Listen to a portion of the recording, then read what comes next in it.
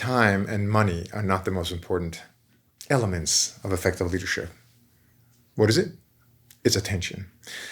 So paying attention is kind of the critical game that we have afoot as a human being and as a leader.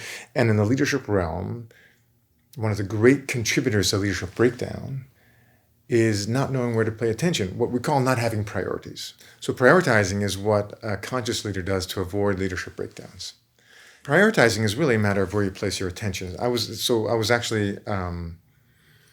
in a hotel room in Canada. It was February. I was there for 3 days of an executive retreat that I was leading, and I was watching the news, just kind of chilling at the end of, I think it was the second day.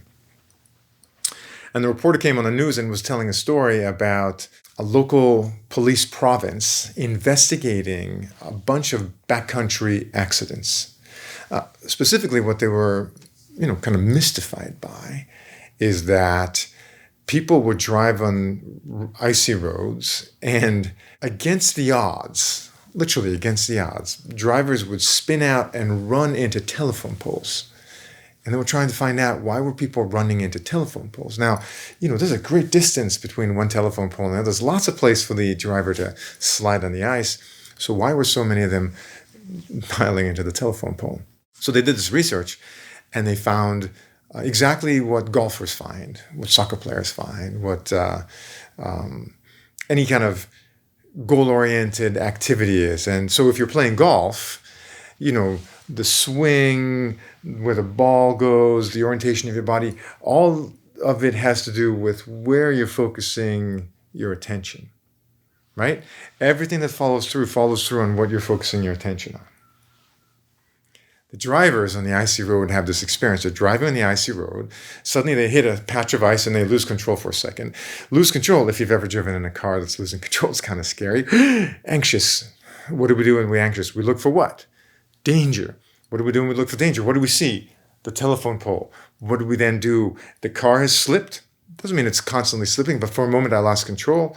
I'm looking for what's going to potentially be dangerous. I lock my eyes on the telephone pole. There's the golf analogy, right? What you lock your eyes on is what you pay attention to. What you pay attention to is what you move towards.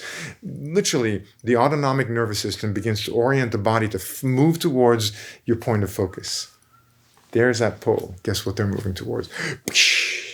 Into the pole.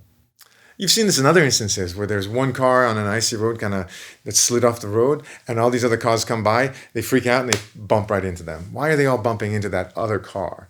Because that's what you focus on. Therein lies the game here. Priorities set attention. Attention drives the energy and focus and movement, and that yields the results. As a leader, you are driving your organization, right? We use that term all the time. And if we want to avoid this kind of leadership breakdown, we have to avoid running into the pool. So that means you have to drive your team, your organization in a direction that you want to do it purposefully. We call that priorities. Strategy at the big level, goal at the next level, and priorities at the functional level.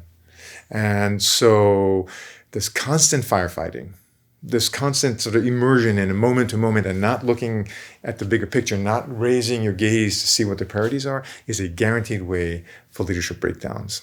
So let's talk about, how do you actually avoid that? Direct your people's attention on purpose by the use of priorities.